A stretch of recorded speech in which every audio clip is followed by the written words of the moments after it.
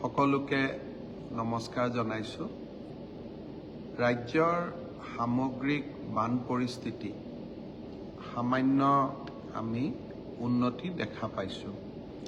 আজি পাছিঘাট, ডিব্ৰুগড়, নিমাতী আৰু গুৱাহাটী ব্ৰহ্মপুত্ৰৰ পানী বিপদসীমাৰ তললৈ আহিছে আৰু ই যথেষ্ট ৰাইজক সকাহ দিব পাৰিব বুলি মই আশা কৰিছোঁ।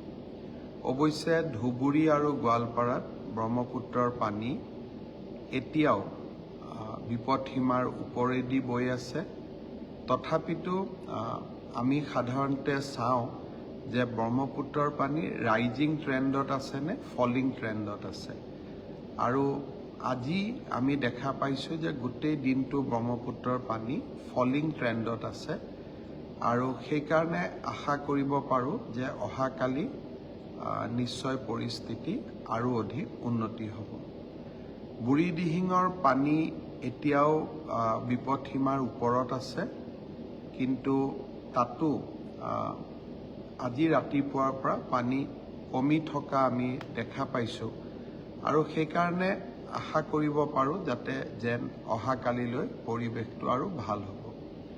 সাহায্য আৰু পুনৰ অভিযানৰ যিমানখিনি কাম আমি কৰিব লাগে আমি কৰি আছোঁ আৰু চেষ্টা কৰিছোঁ যাতে বানপানীৰ পিছত ৰোগৰ প্ৰাদুৰ্ভাৱ নহয়। সেইকাৰণে স্বাস্থ্য বিভাগক বিশেষভাৱে নিজৰ দায়িত্ব পালন কৰিবৰ বাবেও মই বাৰে বাৰে তেখেতসকলক কৈছোঁ আৰু মই আশা কৰোঁ যে সকলোৱে নিজৰ দায়িত্ব পালন কৰিব। মানুহৰ লগে লগে এইবাৰ বানপানীত কাজিৰঙাৰো যথেষ্ট বন্যপ্ৰাণীৰো যথেষ্ট ক্ষতি হৈছে। মই আপোনালোকক জনাব খোজোঁ যে কাজিৰঙাত পানীত ডুবি এতিয়ালৈকে ৯৪টা হক ডিয়েৰৰ মৃত্যু হৈছে আৰু ৬টা গড়ৰো পানীত ডুবি মৃত্যু হৈছে। ৰেস্কিউ চেণ্টাৰত প্ৰায় ২৮টা হক ডিয়েৰ, এটা গড় আৰু এটা হাতী বৰ্তমান চিকিৎসাধীন হৈ আছে। বানপানী হ'লে মানুহৰ লগে লগে বন্য জীৱ জন্তুৰো ক্ষতি হয় আৰু প্ৰত্যেকবাৰে কাজিৰঙাত সেই ক্ষতি আমি দেখা পাওঁ। অৱশ্যে ৰেস্কিউ চেণ্টাৰ হোৱা বাবে বা আমাৰ খুব প্ৰম্প্ট ৰেছপন্স হোৱা বাবে আমি বহুত বন্য জীৱ জন্তুৰ জীৱন ৰক্ষাও কৰিব পাৰোঁ, কিন্তু তথাপিতো প্ৰতিটো মৃত্যুৱেই দুখৰ আৰু ই আমাৰ বাবে একোটা শোকৰ বাতৰি। আজিৰ দিনটোত আৰু এটা দুখ লগা ঘটনা যোৱা পৰহিৰ পৰাই আপোনালোকে জানে যে হৰলাল চৰকাৰ বুলি গুৱাহাটীৰ এগৰাকী বাসিন্দা যোৱা পৰহি দিনাখন ৰাতি স্কুটাৰ লৈ যাওঁতে জ্যোতিনগৰৰ কাষত সামান্য দুৰ্ঘটনাত পতিত হয়। তেওঁৰ সন্তান অবিনাশ এটা উন্মুক্ত নলাত পৰি যায় আৰু যোৱা কালিৰ পৰা দেউতাক মাকে খুব আপোনালোকে টিভিত দেখিছেই কিমান মনত বেদনা আৰু কষ্ট লৈ নিজৰ সন্তানটিক বিচাৰি উলিয়াবৰ বাবে চেষ্টা কৰি আছিলে। NDRF, SDRF, ফায়াৰ ব্ৰিগেডৰ মানুহ সকলোৱে চেষ্টা কৰিছে, যোৱাকালিও চেষ্টা কৰিছে, আজিও চেষ্টা কৰিছে ল'ৰাটোক বিচাৰি উলিয়াবৰ বাবে। মই আজি বাপেকক লগ কৰিবৰ বাবে বামুণী মৈদামলৈকে গৈছিলোঁ। বাপেকৰ লগত কথা বতৰা পাতিলোঁ, মাকৰ লগতো কথা বতৰা পাতিলোঁ আৰু বাপেকক এইটোৱে সান্তনা দিব চেষ্টা কৰিলোঁ যে অন্তত যিজন ল'ৰা এতিয়াও বাচি আছে তাৰ স্বাৰ্থত আপোনালোক ঘৰলৈকে যাওক, নিশাৰ আহাৰ গ্ৰহণ কৰক, খোৱা বোৱা কৰক আৰু ৰাতিপুৱা আকৌ চাৰ্চ অভিযান যেতিয়া আৰম্ভ হ'ব, উদ্ধাৰ অভিযান যেতিয়া আৰম্ভ হ'ব, তেতিয়া আপুনি আকৌ আহি আমাৰ উদ্ধাৰকাৰী দলটোৰ লগত সহযোগিতা কৰক। যোৱাকালি ৰাতিও দেউতাকজনে পগলাৰ দৰে ঘূৰি ফুৰিলে, ঘৰতো নগ'ল, ৰাতি খোৱা বোৱাও নকৰিলে আজি মই সান্তনা দিয়াৰ পিছত ডিচিয়ে জনালে যে বাপেক আৰু মাক আজি ঘৰলৈ উভতি গৈছে।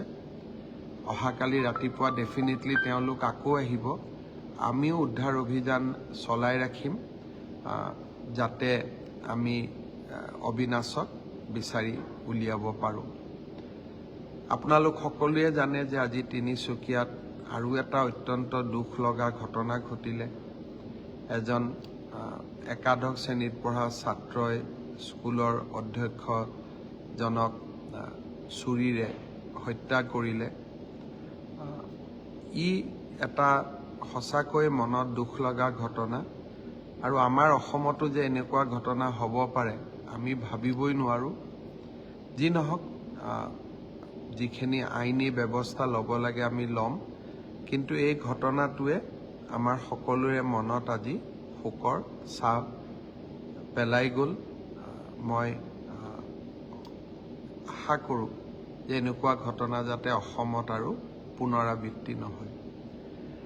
বানপানী, অবিনাশ, শিৱসাগৰৰ দুৰ্ঘটনা, তাৰ মাজত আজি অসমলৈ এটা ভাল খবৰ আহিলে। নেশ্যনেল মেডিকেল কাউন্সিলে, নেশ্যনেল মেডিকেল কমিশ্যনে তিনিচুকীয়া মেডিকেল কলেজখনক আনুষ্ঠানিক স্বীকৃতি প্ৰদান কৰিলে।